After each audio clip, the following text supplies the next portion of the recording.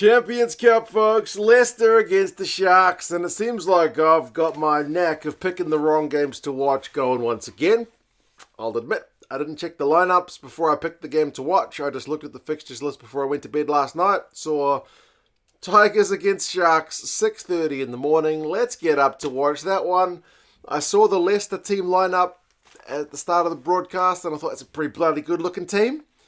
Some big guns back in action, and then I thought, just to myself, before they put the Sharks team up, I wonder how many guys the Sharks have rested. And I remember they had a few injuries from last week as well. And then I saw the lineup and I thought, this is not going to be great. Although, to be fair, for the first opening stanza, I thought, no, maybe it is going to be a contest. But the initial kind of gut impression ended up being the correct one. 56-17. The Sharks got a big old hiding. And the Sharks have got a big game against the Bulls in the URC next week. Andre Pollard ended up getting man of the match, and he basically said he was asked about it, but he admitted he'd spoken to some of the big Springbok boys who play for this Shark side, and they're back in South Africa enjoying the sun, which were his words, getting ready for a big derby against the Bulls. So, yeah, Sharks, I don't think expected a heck of a lot out of this one, and maybe got even less. We'll go through some of the key events and the stats as much as you can in the game, which is 56-17. I don't mean to take away anything from Leicester. They played bloody well. They put them to the sword. Sometimes you get what seems like an easy team ahead of you and you don't take the opportunity. Well, Leicester, they did. Michael Cheika, it was a weird one seeing an English team coached by an Australian facing a South African team coached by a Kiwi, but hey, Cheika certainly won this one. A few guys went down injured early. There was quite a few walking wounded. Parise was one, Liebenberg was one, and Mkunu was one. Only Parise actually ended up not lasting the distance. He had to go off pretty early in this one. But first points went to the Sharks. Masuku slotted a nice kick at goal to make it 3 points to lead. So a 3-0 lead for the Sharks. So believe it or not, the Sharks were in the lead for this one a couple of times. Leicester, when they had their chance, opted not to go for poles. When they got a penalty, went for touch, and the touch finding and just kicking in general was a lot better from the Tigers boys than the Sharks lads. They put in more kicks, and the kicks just looked sharp. Andre Pollard was getting some really good meters off the boot. With that touch finder, they go for a maul. Montoya, the captain, he's able to power over for the first of 2 tries from him, and that one, as I said, does come off the back of a nice Pollard kick, kind of before they had this phase of play, so Tigers in the lead, 7-3. But then Sharks, when they had their next chance, also did the same thing. They opted not to go for points. They went for touch, close range phases. That man Chituka goes over. So the Sharks are in the lead for the 7th time, and we're 20 minutes, second time we're in the 20-odd minutes of this game. I was thinking maybe this is actually going to be a game. The Sharks boys have got the depth to compete at this level. Well, not really.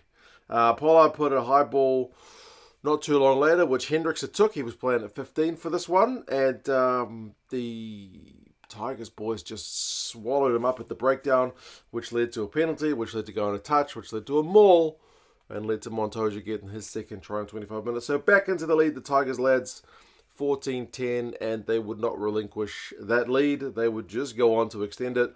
They would do all kind of good things at the breakdown, including the one that led to the Montoya try, but then Reffel won a penalty at the breakdown not too long later. Another isolated Sharks ball carrier.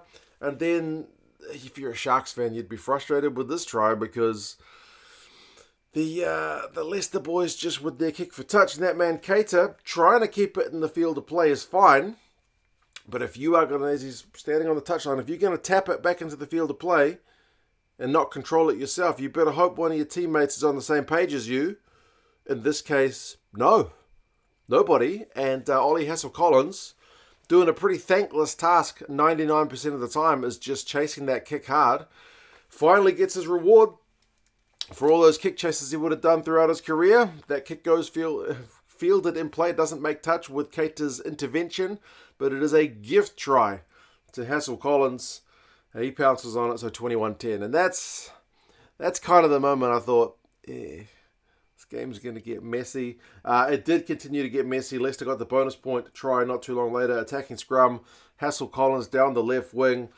They had it back right. Solomon Nakata went through a gap, 28-10, and he was in block-busting form as well. He was busting tackles. We'll get to his stats at the end. But then even Pollard managed to get one just before half-time after kind of losing an attacking line-out chance, which I thought the Sharks did pretty well to contest instead of opting for more defence.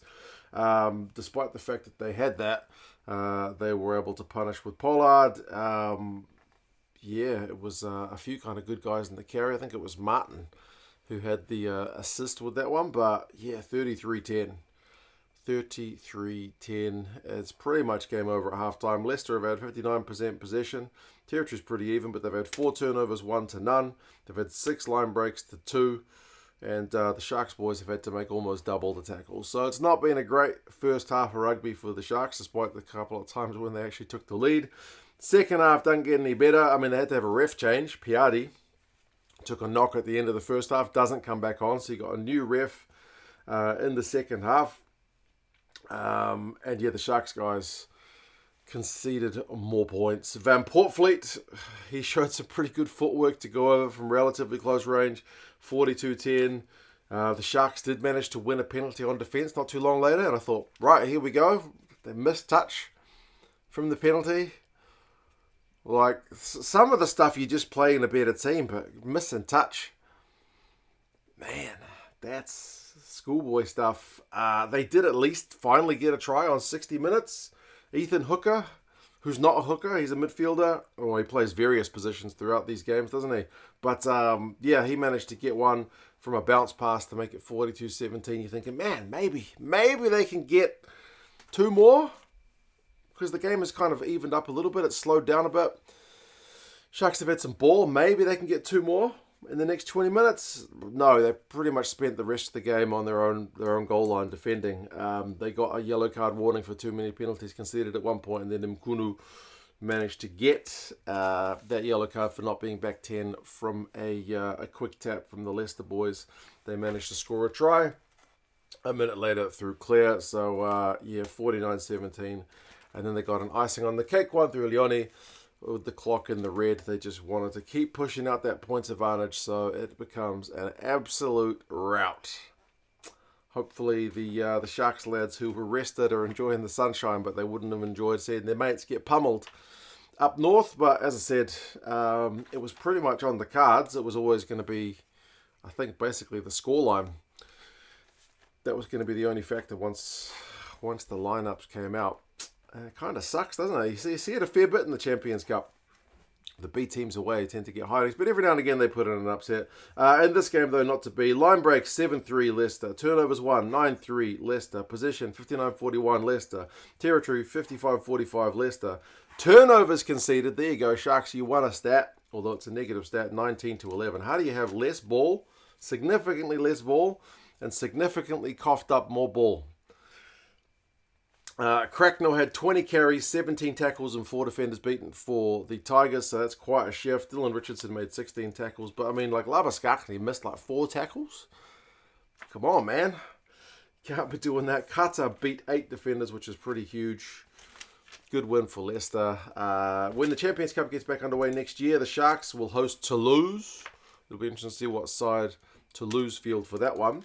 And the Leicester boys will be home to Ulster, which will, I guess, be Ulster's B team, but we'll kind of have to wait and see how things are sitting with all competitions by that point and what priorities the coaches put on each of the competitions. But anyway, that was this one.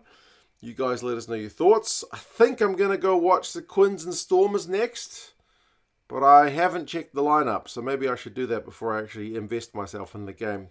You guys let us know your thoughts, and subscribe to the channel if you haven't done so already. Talk to you guys again soon. Ta-ra.